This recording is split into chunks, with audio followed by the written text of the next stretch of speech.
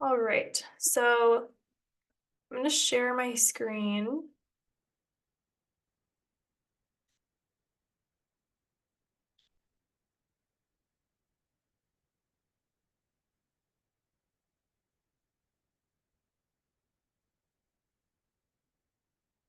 Okay. So, hello, you guys. I'm so excited you're all here. Welcome to the Beyond Fawning workshop. This is like a 101, everything that you need to know about fawning, and then also kind of detoxing from fawning, which is really people pleasing. It's a biological response that is responsible for people pleasing. So I definitely recommend if you have like a journal or something to write with, something to write on, definitely having that nearby. We're gonna start with grounding, just a brief practice to support our body in arriving. And then we'll move into the fundamentals of fawning, the roots of fawning, like why it happens. How did you end up here? How did we end up here? And then boundaries, which is a huge aspect of this work. And then some practices at the end that you can have in your toolbox to integrate into your day to day. All right. So we're going to start with a grounding practice. So go ahead and take a moment and just notice how your body is feeling right now. So it's very likely that your awareness, where did my little, okay. It's very likely that your awareness is orienting towards the screen. So start to orient your awareness towards your body and just notice what is happening in your body. I'm very cold today and I'm kind of nervous. I'm not normally nervous for these. So I'm feeling like butterflies. I'm feeling a little bit of instability in my core. And just notice like what is present for you right now. And whatever is there, allowing that to be super welcome and okay. And just allowing your body to arrive and settle.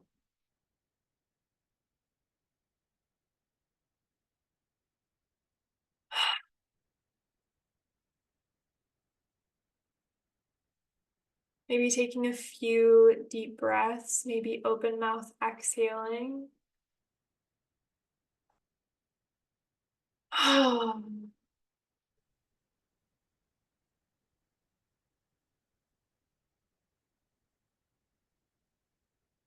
And just noticing what the inner weather of your body is today. And then also noticing the mosaic that is your body. So sometimes and oftentimes, our awareness goes straight to those places that feel uncomfortable. But noticing those, acknowledging those parts of your body, and then also noticing the parts of your body that feel neutral, that feel good, or good enough.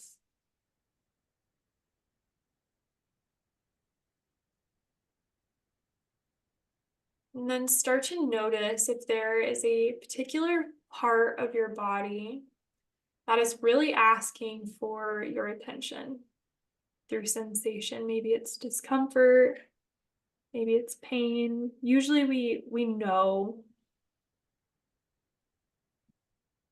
how those sensations show up for us. And go ahead and place your hands over that part of your body. And imagine that your body is a structure. And there's certain parts of this structure that maybe need a little bit of reinforcement, that need extra support. And when you find that place on your body that needs extra support, place your hands on this part And find the right amount of pressure. Does your body want more pressure, less pressure?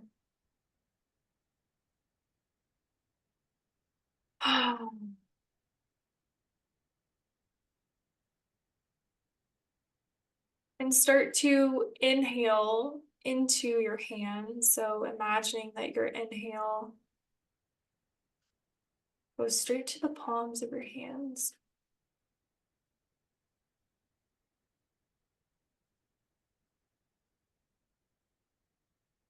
And then allowing the warmth of your palms to meet this ache.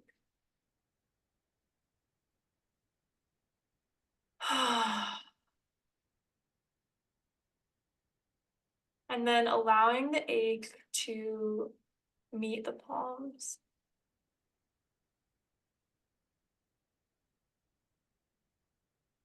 And not willing it to be any different, just holding it in support. And then maybe you'll notice that this part of you that wants support moves or shifts or changes. And if it does, go ahead and hold this new part of you asking for support.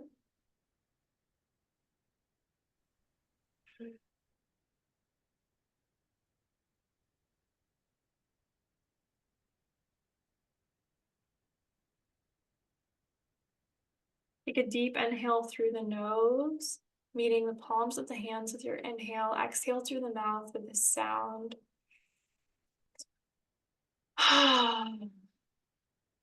Inhale through the nose, fill up. Honest exhale. One more time, deep inhale. Honest exhale.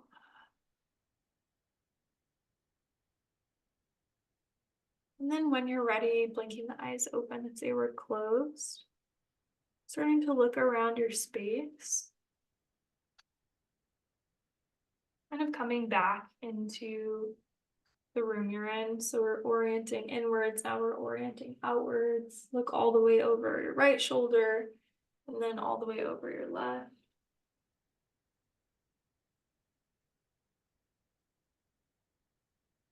And then eventually back through to center, starting to feel into the energy of the Zoom.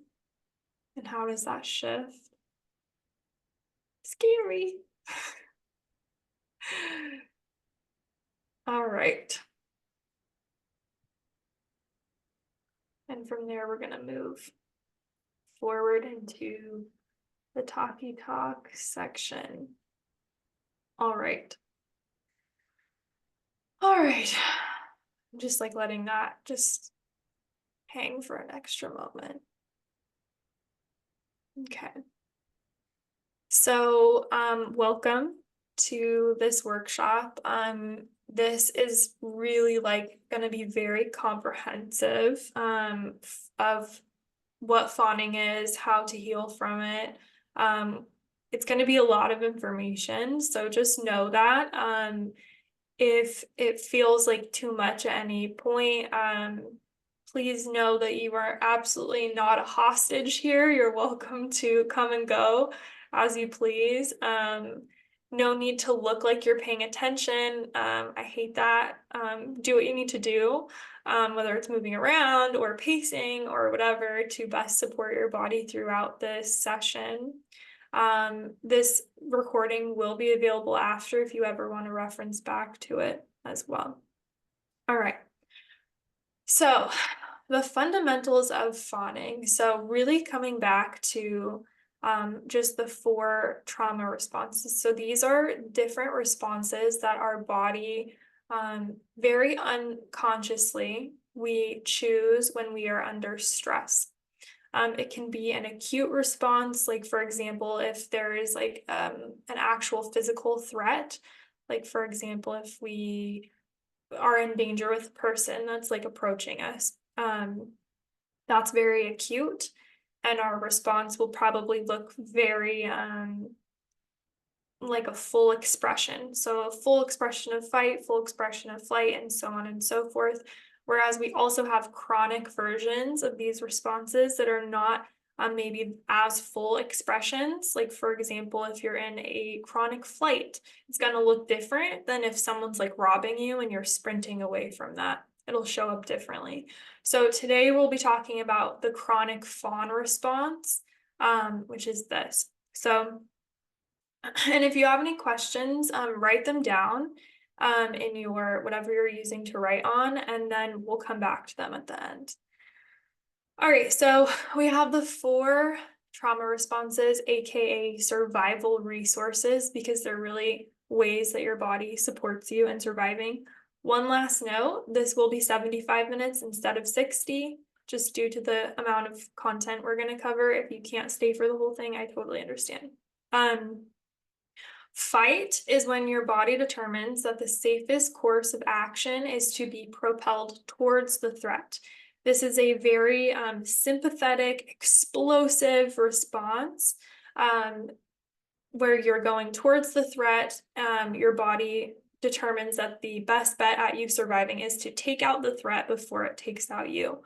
This looks like anger, rage, confrontation, high energy. You might feel somatically like screaming. Also notice what happens in your body as I'm talking about these, because you will kind of experience these just as I'm talking about them.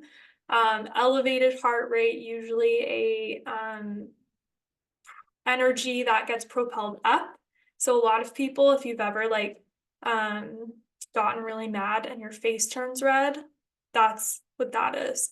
It's like energy moving up, blood moving up into your arms, your face, to scream, to yell, to punch. And then we have flight. Let's shake it out because I felt that. Blah, blah, blah, blah, blah. All right, so we have fight. And then we have flight. So in flight, your body determines that the safest course of action is to be propelled away from the threat. So this looks like running away from the threat, because your body determines it might not be very viable to fight them, so let's go away from them. This could look like anxiety, panic, avoidance. Once again, it's a very high energy, sympathetic response. It's explosive. Both of these are sympathetic nervous system responses, which is part of the fight or flight part of the nervous system. Very explosive, high energy responses. If you think about like a bomb going off, it's like going off outwards, right? These 2 responses are more on the physiology of collapse. So if we have the explosion outwards of fight and flight, freeze and fawn are more like a collapse in. In freeze, the body determines that the best course of action is to literally become invisible and become numb. So it's really, I like to think of it as like a savior response. If you think about like someone, if you're like in a subway and someone like comes into the car and they're acting kind of weird, you're like, okay, I'm just gonna not look at them and not say anything and be really still. Maybe they won't, look at me or do anything to me. So in freeze, there's different variations of a freeze response. There's a lot of like contention around this in the somatic world, and I'm not really going to go into that, but there's different theories that there is a sympathetic freeze that's more high energy. If you think of like a cat hearing a noise and its like ears are up and it's very alert, but it's frozen. And then there's also like a completely shut down freeze, where this might look more like a depressive episode or when you're fully just not present. So there's dissociation, there's numbness, there's shutdown, there's it's low energy. This chronically might look more like depression. There's also like functional freeze as well. All right.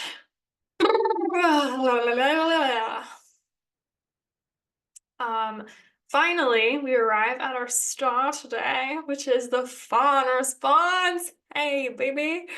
Okay, so fawn is very interesting because in fawn, we have an element of social engagement, but the body feels threatened. So the body feels threatened, but the body propels you towards the threat, similar to fight, but instead of fighting the threat, you're actually socially engaging to appease the threat. So it's a very interesting response because there's this element of social engagement. Oftentimes, fawn and freeze are very blended.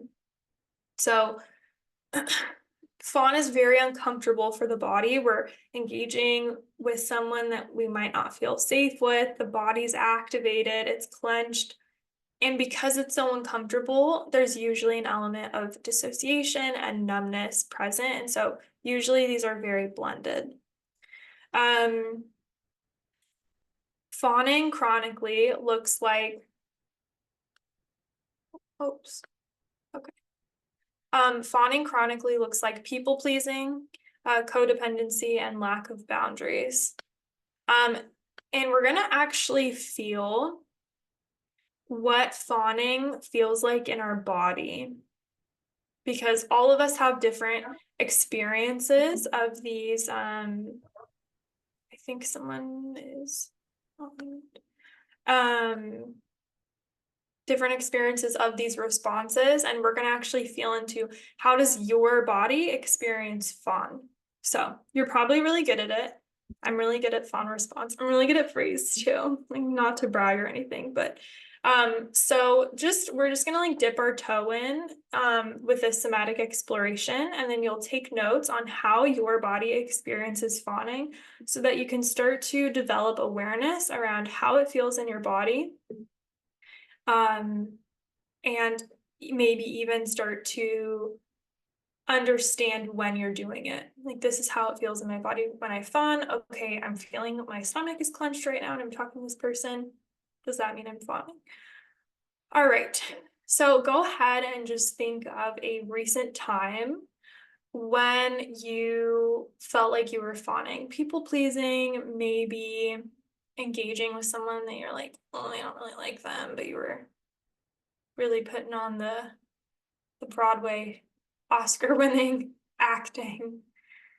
And go ahead and just think about that. And we're just doing like 10%, stepping 10% into that. And notice what starts to happen in your belly, in your chest. What happens to your breath? Are you feeling how your arms feeling, your legs? Are you feeling them at all? Where does your awareness go? Is it still in your body, or do you feel like maybe you've left a little bit? And if you have, where did you go? Do you feel any words or giggles or laughs coming up? And are you leaning forward or back? And so go ahead and take a few notes. Actually, let's shake it out first, because go ahead and bring your arms up overhead. Exhale, raspberry. All right, go ahead and take a few notes on your observations about how fawning shows up in your body, your breath, your belly. Did your awareness leave? And if so, where did it go? Did you have any like urges to say something? And were you leaning forward or back?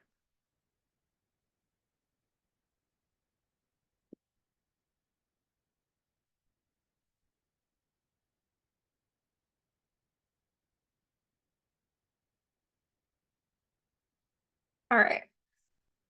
Go ahead and take a moment and put one or more observations in the chat. I just want to see what's coming up for people.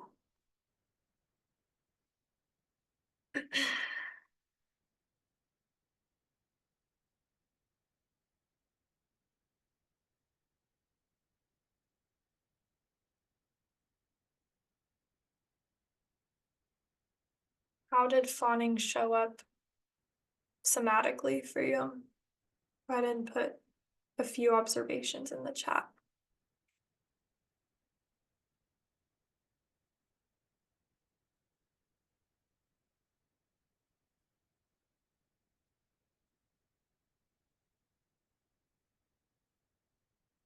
I know for myself, I feel a sense of collapse in my belly. I feel so many laughs and giggles that are super not authentic and super nervous coming up. I get this huge urge to compliment. Like I can compliment anyone on anything. And then dissociation. Like I do not feel my arms and legs when I'm in a fawning state. A feeling of, okay, here we go, with emotions and energy increasing and numb body, neck tension, and brain activating to pair it. Oh my gosh, totally. And validate and persuade. Yeah. Body discomfort, very aware of self, uncertainty about how or what to say outside of compliments or agreement. Totally. Tension or tightness in my belly, increased heart rate, nausea, pit in the stomach, zoning out, urge to talk in general to fill the pauses. Yeah. Shaking, awareness from the body to the person and what they're saying, turning everything I say into stand up. Oh, that's me. Laughing a lot. That sounds too real. All right, beautiful. Thank you guys for sharing. I'm going to turn my attention now back. Super sarcastic. Yeah. Back to the PowerPoint. All right, so this response is such a beautiful, intelligent response. All of these are a survival response. I think fawning is really, and we'll get into like the root of it on the next slide. Okay, what is happening? One sec. Okay. We'll get into the root of it on the next slide, but really what? Okay, this wasn't doing this a second ago. The root of it is especially if you are like smaller bodied, like this is a really common response with women because for a lot of us, fight or flight might not be a very great choice when it comes to surviving. So fawn is very intelligent. It keeps us very safe. Probably many of us has kept us very safe many times in our, childhood and adult life. So it's a very helpful response. It makes the other person feel as though you are not a threat. And so it might divert abusive behavior, and especially physical. And so it's very, very helpful and very beautiful. And for that, okay, if you hear me popping my peas, then that is what it is, I guess, today. And so for that, like, fawn response, slay, roses, roses, we love her.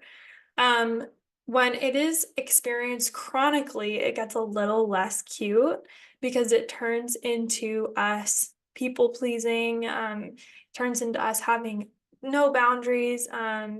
We might feel like a doormat, like we're getting taken advantage of, like we're in these relationships where we just do not feel our equal at all.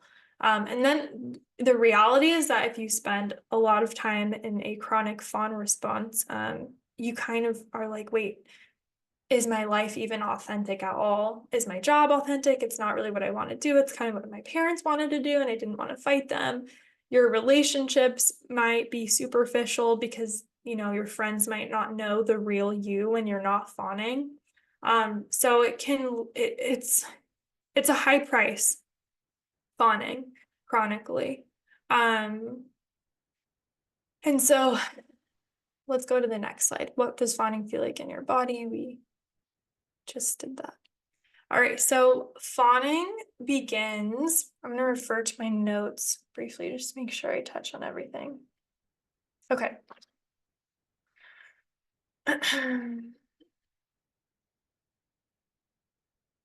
All right, so fawning starts when we have caretakers that are unpredictable. So children, like I said, smaller bodied people usually do not we don't have a great odds at fight response, especially if you're a child. Like children are just not developed enough to take on an adult in a fight response. And realistically, kids, like where is a kid going to go if they run away? So those two responses are not very practical for children, and the body knows this. And so most children resort to a blend of fawn and freeze. It's very popular, and we start it as kids, and that's why when we grow up, we don't necessarily grow out of it. Um, so fawning is an attempt for the child to um, mitigate abuse from unpredictable caregivers. Um, and it is a sense of manipulation because they're mitigating threat. But it's definitely in no way malicious. It's really a survival response. This often happens when caregivers are enmeshed. So the caregivers themselves probably have narcissistic qualities where they have very porous boundaries. There might be a sense of enmeshment happening, which is when there's just a lack of boundaries in relationships. Um, the roles might not be clearly defined. Enmeshment can happen in a lot of different ways with caregivers, but essentially it's just a huge lack of boundaries around the relationships. And like, for example, a caregiver might be, there might be triangulation, which is when a caregiver is more attached to their children than their spouse, and this can create kind of an unsavory enmeshment dynamic. So there's lots of environments where fawning can bloom and grow, but these ones are very common. So it's definitely starts as a survival tactic for the child to just mitigate the unpredictable behaviors from caregivers. Okay. All right. And a few more notes that I didn't mention on the first slide that I'd like to say is that there's a difference between genuine social interaction and fawning. So people a lot of times ask me like, well, what's the difference between like I'm just so happy and nice all the time? Like, what's the difference between fawning and just being nice? Fawning feels like it just did in your body when we did the exploration. There's tension, there's bracing, there might be like breath holding, there's maybe dissociation. The body is activated and it is engaging with the person as though they're a threat. In genuine social interaction, we're usually in a regulated state. If you're familiar with polyvagal theory, it's called ventral vagal state, which is like connected, grounded, curious. If you take a moment and think about like somewhere in nature that you absolutely love on a sunny day, and even just thinking about that, you start to soften and unclench. And we start to become connected with ourselves, with our environment, and with others. When we're in that state, we are able to have capacity for genuine connection that is not around fawning. So that's the difference. It's really like a nervous system state. All right. All right, so boundaries. So people pleasers or chronic fawners, me, myself, and I and you, we usually lack boundaries. That's like a really key thing about fawning is that fawning, there's a physiology of leaning forward. So like maybe you noticed that when you were checking in with your own body's fawn response, but there's this physiology of like leaning forward, almost like I want to like crawl into your skin and be like, do you like me? Um, it's very porous boundaries. It's a sense of like, I'll say anything, I'll do anything to get you to like me or to get you to not hate me. So there's just a lack of boundaries. They're very porous with fawning. So the posture of fawning, like I said, is leaning forward. I X'd out the unhealthy boundaries because I think in some cases, rigid boundaries are healthy. In some circumstances, I don't know about loose or porous. It's hard to say if there would be context where that would really be helpful. But ultimately, we want to have boundaries and not just verbal boundaries, but just even how we show up in the world that um, allow us to feel safe enough. Um, and yeah, I lost my train of thought there. I'm not gonna lie. Okay, we're gonna do a somatic practice where we lean back. So this one is great. And we're gonna we'll lean forward and back so you can feel the difference. This one's very practical. You can do this one like literally whenever. I do this a lot when I'm like in negotiations. Um, on like Zoom calls when things get tense and my body's like, we're unsafe, make them like you. And I'm like activating fawn, and then I lean forward and smile. Um, so this one you can do especially if you have a chair with a back. It's really great. All right, so go ahead and get comfortable in your seat. And let's take a moment, kind of enter like that fawn energy of like leaning forward, and notice if your face wants to emote. My eyebrows like instantly go up. Hey. Entering fawning mode, and we're connecting to our face, our heart, our belly, all these vulnerable parts of ourselves that we do need to connect to have genuine connection with people. So we're leaning into this part of us that's a little more open and vulnerable. And just notice how that feels. Notice your breath. And then go ahead and place your hand on your heart and push yourself back. And if you're able to, if you're on a chair or can sit on a wall and you can lean all the way back, go ahead and do that. Leaning back into the sacrum, back of the skull, the rib cage. You can keep your hand on your heart and keep kind of gently pressing yourself back, separating yourself from this Zoom group, right? So we're moving back into our own energy, creating a boundary between our body and the people and the things going on around us. Breathing into the strength of the back body. And then go ahead and allow yourself to kind of come into like a neutral space. So just sitting up straight, finding like a balance between openness in the front body and strength and structure and support of the back body.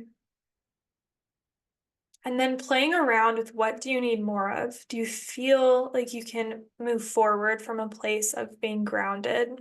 And just like really micro movements here, like not even an inch.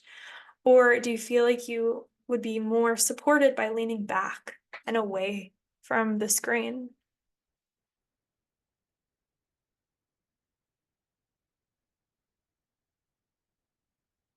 And just noticing how it feels in your body.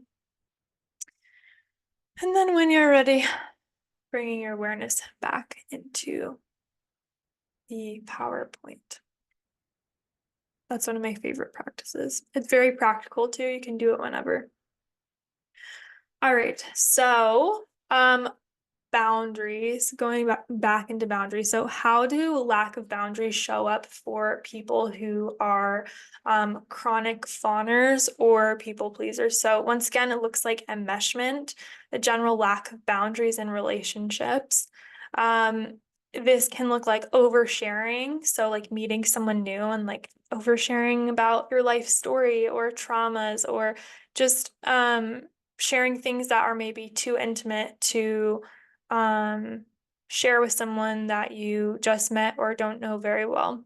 It might look like asking really intimate questions to people that you just met. I remember when I first started dating my partner, he was like, wow, people just like tell you stuff. And I'm like, yeah, you know, like people are just really comfortable around me. And it was literally, I would just ask questions. How do you feel? Oh, do you like your job? Oh, just on and on and on. And I didn't care. Like now that I am where I am, I can say I didn't really care about the answers. That was just me fawning. I think I thought I cared, but I didn't, and I wasn't truly engaged. But asking intimate questions, this leads to people thinking that you're super close when you're not.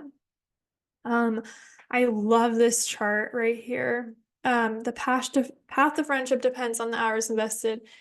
This is something that kind of shocked me when I learned it, especially as a people pleaser, recovering people pleaser. Thank y'all.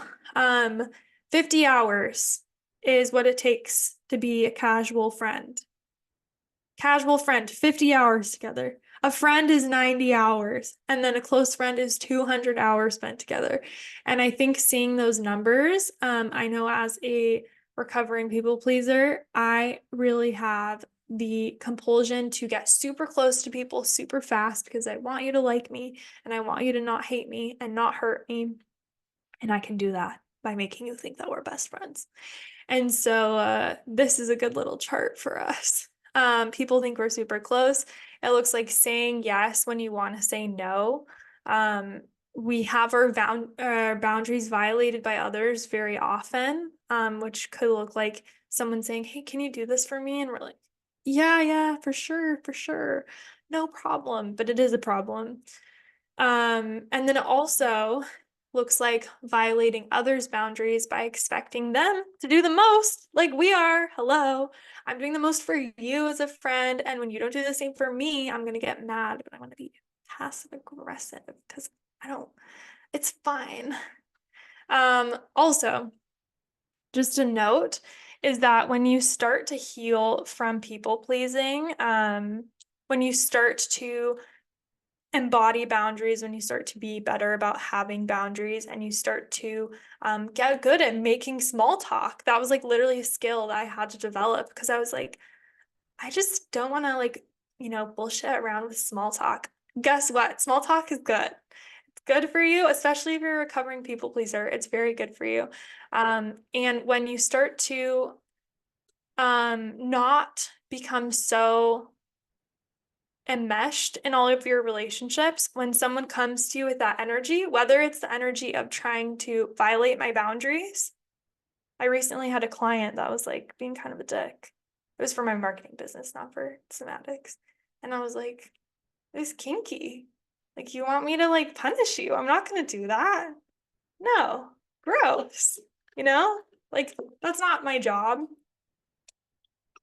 He needs to go see a dominatrix, and that's okay. But I'm not the one to do that for you, you know? And you see it faster.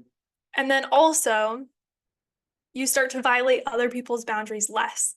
So I feel less compelled to be like, hey, girl, what's up? Oh my God, you look so cute today. Oh my God, you're nailed.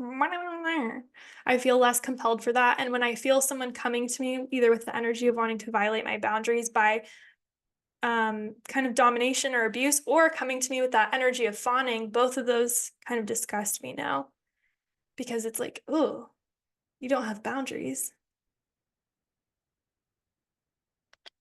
Okay. And let's talk about I'm fine. I'm fine. It's whatever. Seriously. People pleasers, you're really good at passive aggressive communication. I was so good at that. I still am. I still have the skill set, right? Doesn't just go away.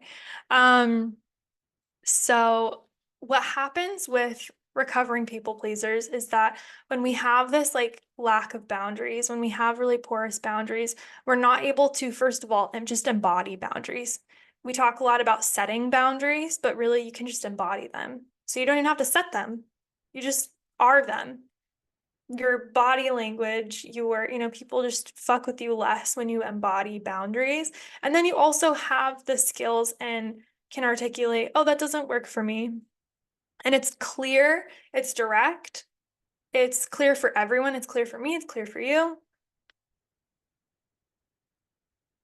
But when we have porous boundaries, we we might not, first of all, have capacity for that, because to have capacity for that, you have to be okay with disappointing people, and that's scary. And you have to be okay with letting people down and maybe people not liking you, and that's scary. And so with passive aggressive, that leads to very passive aggressive communication. It leads to a lot of resentment and a lot of complaining, because we're like, we don't tell the person our problem, we just complain about it. And a general lack of skills around embodying and articulating our boundaries, like I said. And this is something that genuinely has to be developed, because if you grew up in this environment, right, where you're like catering to your caregiver who has unpredictable behaviors, like you might not have seen boundaries embodied or articulated. And so it's something that has to be learned. And then a lot of times when we do, we're like recovering people pleasers, like, we're gonna make a difference. I'm gonna state my needs. Oh, baby, you better run and hide, because it's going to come out as a rage overswing. Not always, but almost always. We go from having really porous boundaries to rigid boundaries. And honestly, yay, that is like a really good sign, because it means you're coming out of a chronic freeze response. I have a whole thing on this called Divine Rage. It's a workshop. It's on YouTube and my podcast. Check it out, because it's a very natural response, and it's one to be celebrated, and it also like fucks shit up. So it's just part of healing from people pleasing, is this rage overswing that happens, and then we start to find equilibrium. And I also have a podcast episode and YouTube on embodied boundaries, which is how to articulate and express boundaries in safe relationships. So that's a good resource as well if you want to go deeper. Okay, I'm gonna have a sip of water and reference my notes.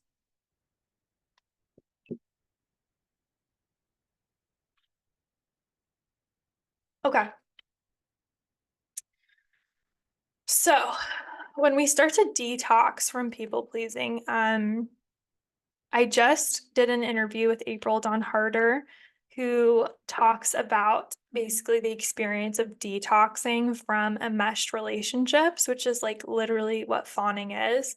It's going to be a podcast episode that comes out next Friday. She uses the verbiage detoxing, and I think that is extremely accurate. So detoxing, it if you're basically detoxing, it is like a chemical detox. In her podcast, she described how they had done a lot of research about when you're in an enmeshed relationship, you get all of these opioids that get released into the brain, and it makes you feel, first of all, very numb and very high. And it's genuinely like this addiction where you want more of it. And so detoxing, it's super uncomfortable. It feels really painful. You all of a sudden are getting a lack of external validation that you might have grown used to as a fawner and a recovering people pleaser. And then there's also a lot of grief. When you have spent your whole life building relationships and work and just all of these structures of your life with this self that you've created to be loved, they call it I forget the term, but basically like this masked part of you. When you start to live and move and breathe from an authentic part of you that is not fawning, not always, but sometimes, a lot of times, the structures, the relationships that you've built start to fall, or you might find yourself moving away from friendships. Family relationships can become tense, not all the time. This was my experience. And this is my experience that I see a lot with the people that I work with, but not every time. But it's definitely something that happens, is like there's this sense of grief of like, wow, I'm losing this life that I had when I was this person that everyone liked or that people did not like. All right. Practices. So this is optional homework. So we have the leaning back practice that we already did. That one is amazing. Anytime you start to notice you're like in this physiology of fawning that you noted down, like the sensations, putting your hand on your heart and leaning back is great. It's also very subtle. You can do it in public. The self-touch practice that we did at the beginning, where you're like, your hands are on your body, that is extremely beautiful and supportive. The no fawn walk is, I think, a practice created by the somatic therapist called Abby Vernon. And it's basically when you like go to the grocery store, walk through the park or whatever, and you just blank face it. And you don't smile or anything. And like it sounds really simple, but when you start to do it and you're like walking through and someone goes, morning, and you feel the compulsion to be like, good morning, and you don't do it, you're like, wow.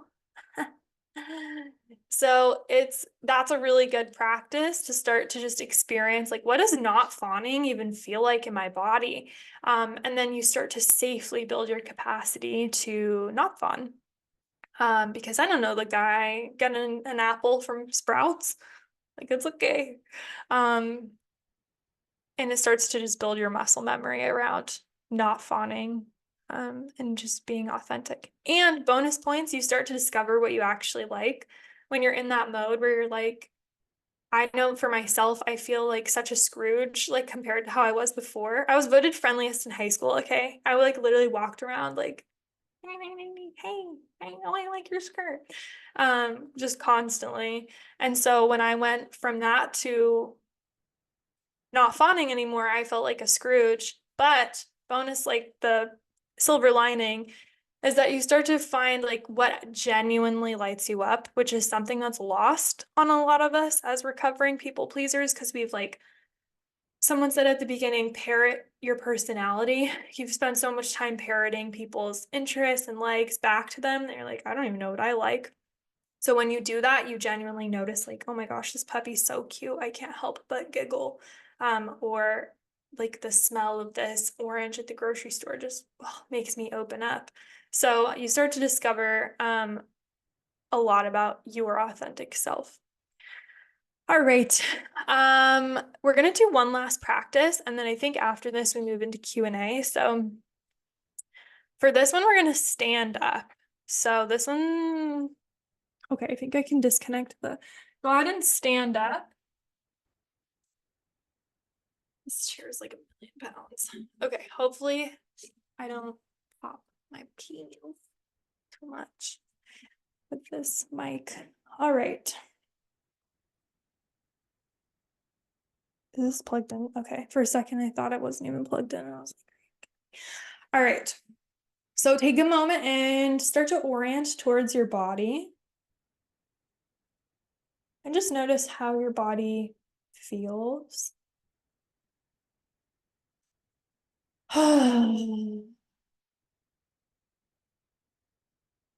And then go ahead and bring your arms out like this, both hands. Oh, yummy. I love doing this one. And just start to feel into how it feels to have a boundary, like a physical boundary, and maybe even bring your arms out to the side, just like that.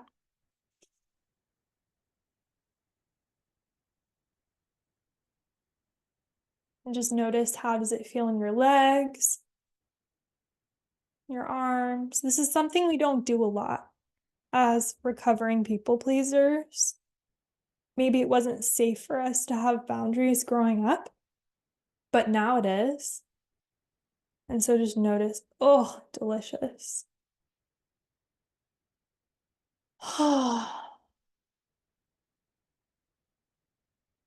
And then go ahead and bring the arms back to center. And we as people need connection. We're wired for connection, but also connection is scary because we have relational trauma and it's scary. And we want to find like a good balance between the two. So go ahead and reach your arms towards the Zoom. Oh my gosh, even as I did that, my body was like, ah. And notice how it feels to reach for connection. Oh, it's scary for me. And just notice what happens in your body.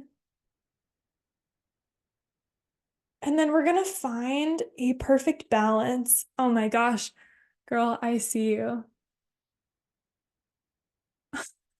going like this. You're like, no, no. But I love that. Yes, I love. So we're going to find the perfect balance between reaching and boundaries, between wanting connection and reaching for connection and holding boundaries. So with one hand we reach, with the other hand we have boundaries. And find that like perfect Goldilocks. Like today, do you need more boundaries? Maybe your capacity for connections, like, I don't want that right now. Your body does not want that right now. Or maybe you're like, ooh, give me. And just notice, what does your body need? Just supporting your body in whatever way. I know for myself, it always feels so good to have boundaries.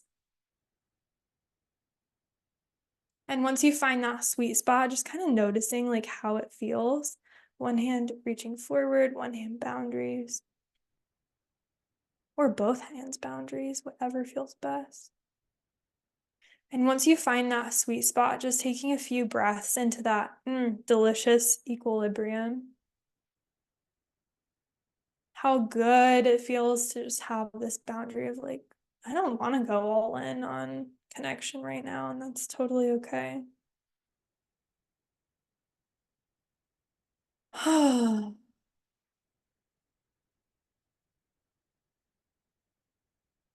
And staying embodied, noticing the soles of the feet, the legs, arms, creating this environment for your body that allows you to be present.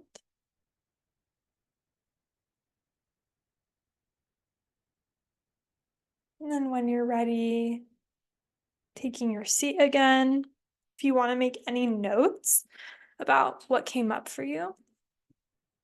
And if you want to put anything that came up for you in the chat as well.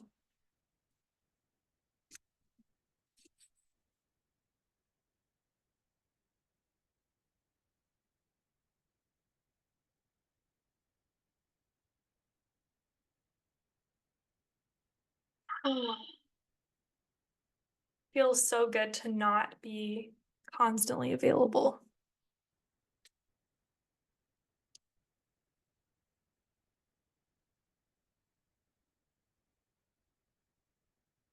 How did it feel to have boundaries and to find a balance? And what does that balance look like for you? In my head, I'm like, oh, I'm a good person. Um, everyone likes me. I'm available. But then when I do that practice, my body's like, I want space.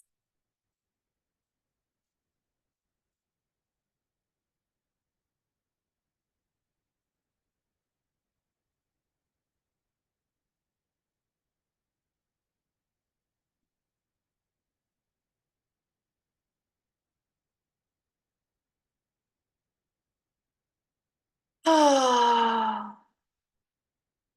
Mm.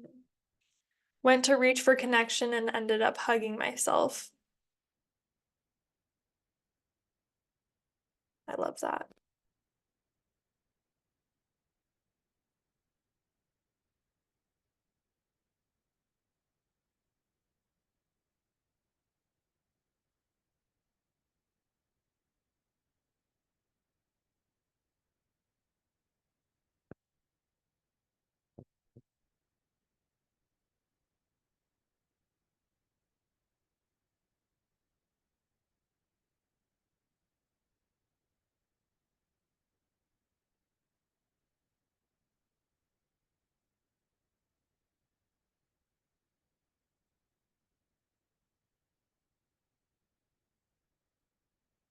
Boundaries didn't feel like much, but at the connection, my body immediately knows. Me too. My body goes, "So scary." Felt like I was in a safe personal bubble. My energy felt very happy and wanted to dance. Oh. Yeah, when we find that sweet spot of like boundaries of like you can have access, you can have this much access to me, and that's it.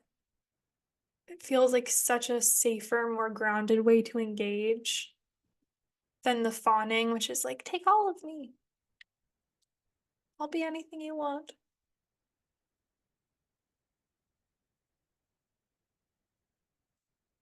All right. So, thank you guys for experimenting with that. Feel free to keep putting your answers in the chat.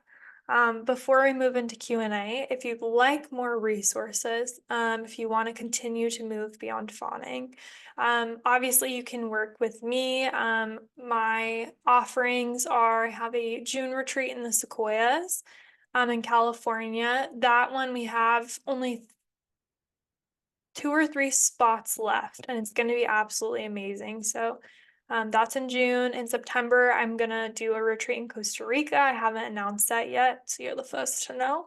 That one we don't have the dates yet for, but it'll probably be launched in the next couple of weeks. Venom is my one-on-one course. It's on demand. That has a lot of these practices, like very in depth. And then I'm going to start doing one-on-ones it'll be 3 to 6 months depending on what you choose, and only 2 spots are available for that because it's very high touch. And then also, I know this is kind of scary, like this word narcissism, because it's a scary word, but the woman that I interviewed last week, whose episode will go live next week, April Dawn Harder, the one I mentioned, who does all this research around enmeshed relationships. Essentially, she has found that she's basically redefining the word narcissism, and to her, narcissism is this numbing that happens in enmeshed relationships, and it happens either from violating other people's boundaries, which is kind of like what we think of as a traditional narcissist, and then it also happens when we get our boundaries violated. We also get that enmeshment and those opioids. And so she says both sides of the coin are narcissism because there's this huge numbing that happens, and she has created this incredible like rehab program where you do EMDR in a certain context that helps you to not get the compulsion anymore to enmesh. Like you can definitely do it on your own. It's hard and heartbreaking, I can tell you. But if you want something that's very structured, with support, I really recommend checking her out because it's just like super cutting edge rehab around enmeshment. All right. Questions. If you have any questions, you can either come off of mute, or you can put them in the chat. Just know that if you come off of mute, it will be either audio and or video will be on the podcast and YouTube. Thank you, Marhan.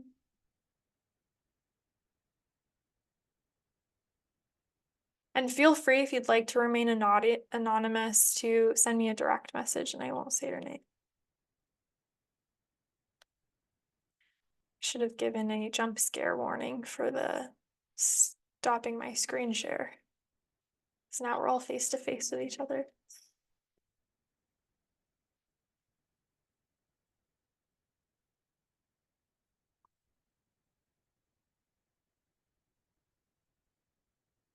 Any questions around boundaries?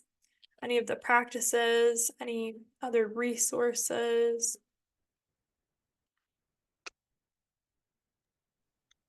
I have a question. Yes. With these techniques, do you find that they're sufficient, or do you need to do them differently, or how would you alter for having been in multiple situations where fawning was a necessity? Like prolonged like being in a type of a boarding school where everything was marked, every sour look, every type of thing that you did was cataloged and discussed, that kind of level of hypervigilance. Is this the right type of processing the boundaries still? Now my words are all mixed up because I'm all I think I nervous. see But what you're saying. Do you mean like the recovery healing process? Is it yes, is the recovery healing process the same for like a complex trauma situation versus just like one source? totally? Yeah. So most people with CPTSD, that complex PTSD, um, it's over time. So it's not just like that one experience of like a one-time dysregulating experience. So whether it was parental figures or caregivers at a boarding school that micromanaged your behavior with intimidation, that's narcissistic abuse because it's them, using intimidation tactics to control your behavior, which of course, as a child, you would result to fawning, of course. So yes, the treatment, I mean, I don't have a clinical background, I'll say that, and that's why I would love to refer to April Dawn Harder, who's a psychotherapist, and she has a lot of research Not around right now. the around the clinical side of this, which is like the enmeshment and the fawning. So in that way, I'd like refer out to her. I also found EMDR is really Okay. helpful in like CPTSD in general, and that can help to lessen the compulsion. I know for So I'm myself, do you want to take a moment to I'm sorry. I have an 8-year-old who doesn't. Is the boundary thing that we're talking about right now? Sis, I'm right in the middle of a call and it's being recorded. Please walk away. I'll talk to you in a few minutes. Thank you. Okay, we'll try back. um so um the what was I saying? What was my last?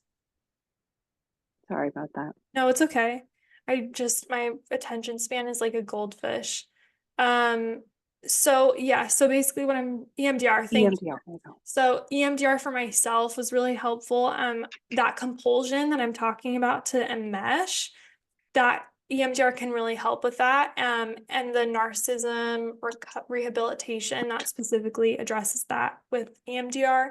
And then obviously somatics, have been really helpful to me in like integrating parts that I felt were unlovable, connecting to my capacity to be disliked.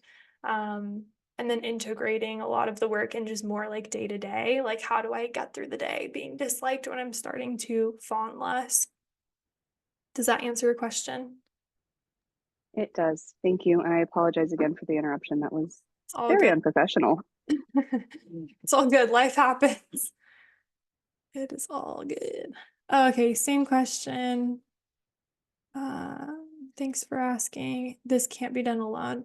EMTR, I believe it can be done alone. The thing about doing any kind of therapy alone, whether it's somatics or whatever, of course you can do like a certain amount on your own, but you're gonna probably get to a point when you start to get overwhelmed with activation, or maybe you start dissociating. So working with a practitioner allows you to go into like more difficult,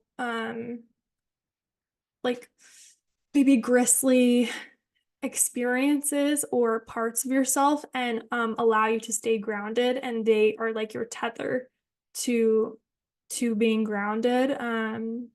Whereas if you do them by yourself, you can do EMDR specifically. I honestly, I'm sure you could learn how to do it by yourself. I don't know how to do that. um but it's always better to do with a practitioner. um And then there was a question I missed. How do you cope with disappointing people in your people pleasing recovery? Um, that one, that one's tough. When you're starting, you might not have a lot of capacity to disappoint people. It might feel really unsafe. And so literally like connecting to your capacity to be disliked. I have a meditation. It's like a free meditation on my Stan store, like my link in bio, called Capacity to Be Disliked. And it literally connects you to like a part of your body that is okay with being disliked. Um, so doing that, I really like playing with like inner villain work. So like this is more like tantra, my tantra background, where it's like archetypal play. So if you have like a villain that you like for me, I love Cruella de Vil. I'm like, okay, this person is mad at me right now. Like, what would like Bonner Callie would be like, oh my God, I'm so sorry. I'm horrible. Like, forgive me. But then Cruella de Vil would be like, fuck you, you know? And it's like, we don't need to like fully go that direction. Like, I'm not saying to just, be like genuinely that unhinged in your relationships. But when you have played the nice guy or the nice girl or the nice person your whole life, like it's okay to swing a little bit the other way, and just have some of that energy, you know? And it's definitely a practice. How can I regulate the nervous system when fawning starts? Being regulated, I didn't have enough time to go down that rabbit hole today, but being regulated before it happens is actually like the best way. I have a whole workshop about nervous system regulation, because the thing about like healing from fawning and people pleasing is that it's going to put a certain amount of stress on your nervous system because it's uncomfortable. We're like setting boundaries, we're saying no, we're like, people don't like us, the world's going to end. And so when we are doing this, it starts to put stress. So if you already are able to like resource yourself and regulate before, that's the best thing. If you start to feel yourself in the moment, fawning, and you're like, oh, I'm so I will say too, when you feel yourself fawning, there's two ways to go with it, because sometimes fawning is really helpful. Like I was a yoga teacher, and this is an example I use, is like very recently I was teaching yoga and I was alone with this guy at the studio, and he was just being kind of creepy, and he like came in for a hug, and my body was like, no, we don't want to hug him. And I was like, no, we're hugging him because I don't want to get killed today. You know what I mean? Like sometimes fawning, I don't think he would have done that, but sometimes fawning is a very real option. Or if you're like a girl at a bar and you're like feeling, there's like when you reject a guy, you don't want him to come beat you up after. So it's like I was just joking about that with a friend. And so fawning has a real purpose. So if you feel yourself fawning, you can either be like, I appreciate this response and I feel like maybe I need it right now and I'm going to let it happen. Or you can say, I'm actually safe right now. I'm talking about money with my boss and I feel fawning starting to happen. So I'm going to put my hand on my chest and lean back. That lean back practice is wonderful. Self-touch, noticing your legs and feet, because a lot of times when we're fawning, we dissociate and forget about like the parts of our body, like our legs and our feet. So noticing your legs.